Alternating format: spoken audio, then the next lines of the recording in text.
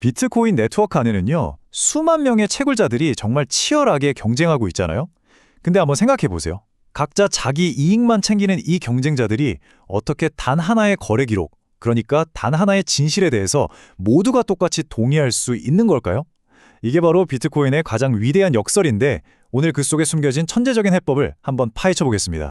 자, 그래서 가장 핵심적인 질문부터 한번 던져볼게요. 이 모든 채굴자들이 과연 똑같은 블록을 만들기 위해서 다 같이 힘을 합치고 있을까요? 언뜻 생각하면 그래야만 모두가 동의하는 합의라는 게 가능할 것 같잖아요. 과연 그럴까요? 정답은 정말 놀랍게도 아니오입니다. 사실은 완전히 정반대예요. 모든 채굴자는 서로 다른 블록을 만들고 있습니다. 이게 바로 비트코인 합의의 역설이자 그 천재성이 시작되는 지점이죠. 지금부터 왜 그런지 그 이유를 하나하나 뜯어보겠습니다. 첫 번째 파트입니다. 도대체 왜 모든 블록은 서로 다를 수밖에 없는가? 여기에는 아주 핵심적인 세 가지 이유가 있습니다. 첫 번째 이유는요, 블록에 담기는 거래 내역, 즉 트랜잭션이 저마다 다르기 때문이에요. 모든 채굴자들은 mempool이라고 불리는 일종의 거대한 온라인 거래 대기실에서 아직 처리 안 된 거래들을 가져오거든요. 근데 이게 마치 각자 다른 시간에 마트에 가서 장을 보는 거랑 비슷해요. 전 세계에 퍼져 있다 보니까 네트워크 지연 때문에 거래가 도착하는 시간도 다르고 또 어떤 채굴자는 수수료 높은 거래를 먼저 담으려고 할 수도 있겠죠. 그러니까 애초에 블록에 담는 재료부터가 다 다른 셈입니다. 두 번째는 바로 이 코인베이스 트랜잭션이라는 것 때문입니다. 이건 아주 특별한 거래 내역인데요. 채굴자가 블록을 성공적으로 만든 것에 대한 보상을 자기 자신한테 지급하는 뭐랄까 셀프 보너스 같은 거예요.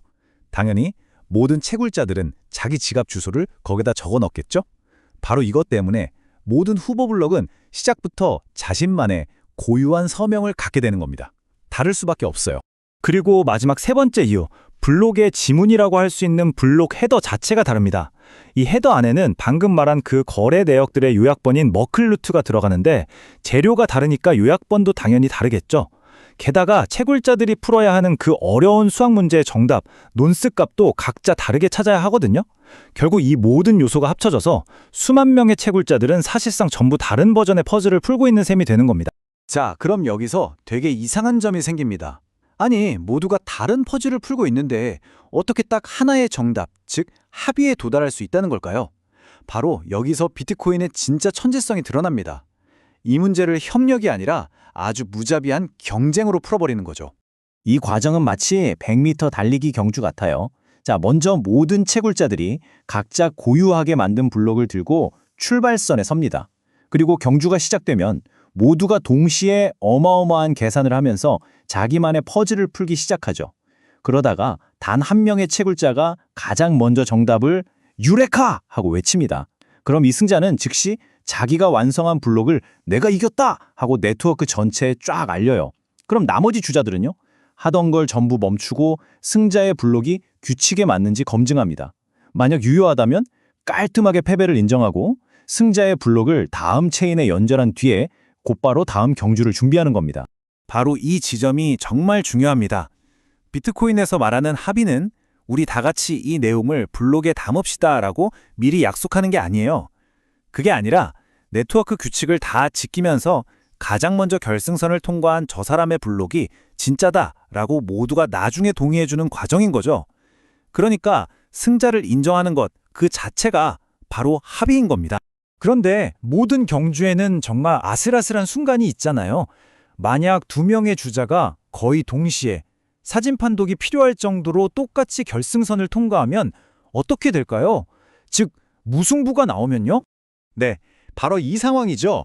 두 명의 채굴자가 거의 동시에 유효한 블록을 찾아내서 네트워크에 전파해버린다면 대체 누구를 승자로 인정해야 할까요? 블록체인이 두 갈래로 쫙 쪼개지는 대혼란이 오는 건 아닐까요? 놀랍게도 비트코인은 이 문제에 대해서 아주 우아한 해결책을 이미 가지고 있습니다. 이런 일이 생기면 블록체인은 아주 잠깐 동안 두 갈래 길로 나뉘는 일시적 포크 상태가 돼요.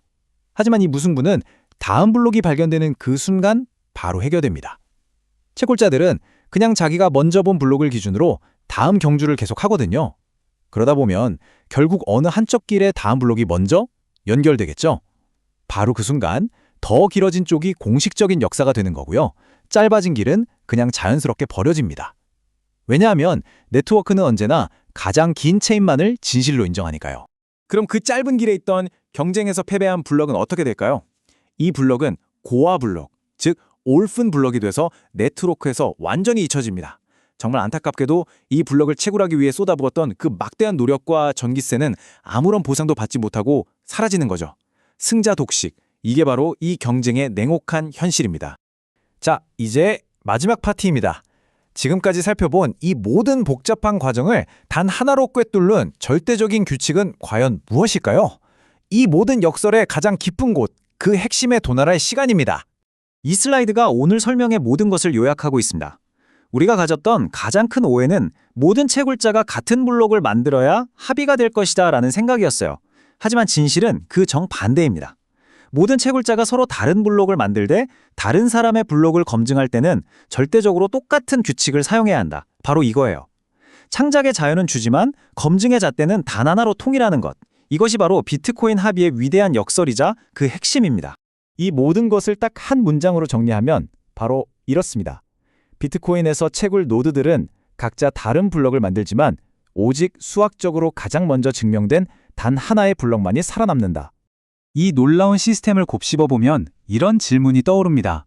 만약 가장 완벽하고 분산된 합의가 중앙의 통제나 사전 협력이 아니라 오히려 자율적인 경쟁을 통해 이루어질 수 있다면 과연 우리 사회의 다른 복잡한 시스템에도 이 원리를 적용해 볼 수 있지 않을까요? 이 질문을 여러분께 남겨드리면서 오늘 분석은 여기서 마치겠습니다. 감사합니다.